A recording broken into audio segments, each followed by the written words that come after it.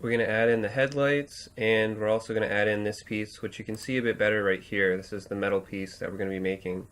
So we're going to press tab to go into edit mode, and one of the first things we want to do is actually change the curvature of this part, as well as add in an extra piece which overhangs like this and then connects back in like that. To do that, first we're just going to do Alt and right click here. We're going to do Shift S, cursor to selected, to make sure that the cursor is exactly in the center of this circle. And we're going to use this to scale some of these pieces. So we're going to select this vertex, hold Control, select this one, change this to the 3D cursor, and you can do 3 for side view if you want. So basically we just want this to be a bit straighter instead of being down then back up, down again. We want to kind of straighten this out. So we're going to do S, Shift and Y, so we're not going to scale on the Y axis, and then just bring this out slightly to make it a bit straighter.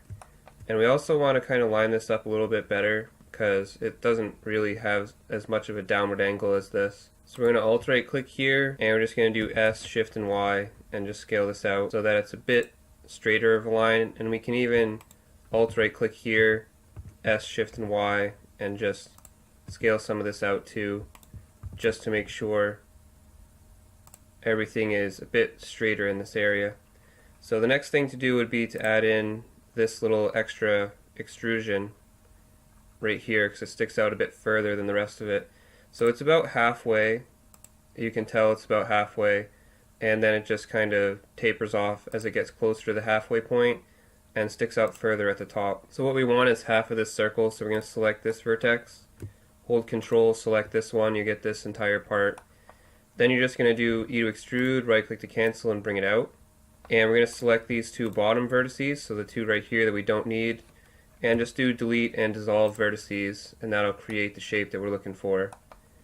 And again, we can select these 3, and if you want to, you can go to side view, Z for wireframe, and kind of just make that shape. Do S, Shift and Y, and bring it so that it continues on like that. So that should be pretty much it for that. You now have that little shape to it. If you want to, you can select these 2 outer vertices, so these 2 right here, and instead of having it perfectly flush with this center vertex, just bring it back slightly to give it a bit more curvature, because it fades out, it kind of tapers off, so this center part sticks out further and this part sticks out less. So if you kind of just taper it off a little bit, like have this vertex here in a little bit, it'll be a little bit closer to the real thing. So you just kind of pull this back a little and it gets the shape a little bit closer.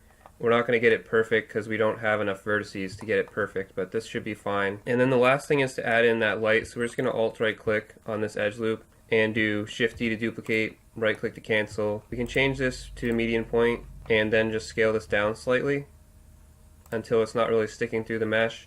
Then you're just going to do E to extrude, right click to cancel, Alt M, and choose at center. So we're going to merge everything at the center, and then we're just going to bring this out so that we have the light sticking out a bit. So we're going to do Control L and then Control N to recalculate the normals. You can also tab into object mode and turn on smooth shading, so you now have smooth shading. And then I'm going to tab back into edit mode, and I'm just going to bring this out on the y-axis here. So you want to take a look at how close the light is to this piece. So if you look at this, the end of the light is like about this far. You can see the distance, so it doesn't go all the way to the end. It stops a little bit before the end of this bottom part. So we want it to stop similar to where I have it, like right now. So there's a little bit of space between the actual end of the bottom and where the end of the light is. So the next thing you'll notice is now our light sticking through the mesh. So we're just going to Alt right click and then just do S to scale this down until it's not sticking through the mesh anymore. And if you want to, you can just select this center vertex and you can adjust the curvature in or out depending on how far out you think the light should be curved. Just look at your reference, look at the curvature of the light, and kind of give it a similar amount of curvature. Just do your best. We only have one vertex to work with, so we can't get it perfect, but that should be fine for that. The last thing we're going to add in is this piece right here. So we're just going to tab into edit mode. We're going to Alt right click on this edge loop. It's going to get this entire edge loop right here. And we're just going to press F. And we're going to go to front view by pressing 1 on the number pad. Z for wireframe, so we have a little reference line for how thick this should be. We're going to do I to do an inset, B for the border option, just bring it in according to the reference, so that's probably about right, and then just left click. And it actually doesn't continue along the bottom, it just goes along the top and it stops right here. So we don't need these vertices right here, so we're just going to select these two, do delete, and choose vertices. And we want to select this one and make it perfectly flush with the other one, so we're going to grab it on the Z-axis, hold Control, snap it there, and then just bring it in a bit to keep a similar spacing right here as it is right here. Now that we have that, we're going to do Control R and then left click, right click. This center edge loop is going to be used to pull it out, and then we're going to make a bevel on this edge loop to make it beveled like it is right here. So we're just going to take this edge loop and we're going to bring it out on the y-axis. So just bring it out on the y-axis, simple as that. And there we go. The only other thing we need to add in for this is a bevel, and since we have our bevel modifier, we can just do Control E, edge bevel weight, so choose that, just go until it says 1 in the bottom left, and then just left click, and now we have a nice little bevel on that area as well.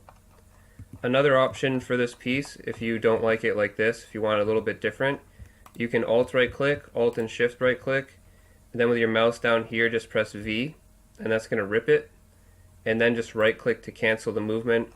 So now this piece is actually physically separate from the car, so if we do Control L, this piece is actually physically separate from the car, as it would be in the real world, but that's up to you if you want it like this, or if you want it to just be part of the car. So this would add a few extra vertices because it's actually physically separate, or you can just do Control Z a few times and then just leave it like this. So if you do Control L now, it's all part of the car. So that's up to you. You can just leave it like this for now, and then you can always rip it later, or you can merge them back together. But this is going to be good for now, so we're just going to save it by going to File and Save. Thank you to our awesome Patreon supporters. If you'd like to become a Patreon supporter yourself, head on over to patreon.com/StephenBrooks. Thank you for your support.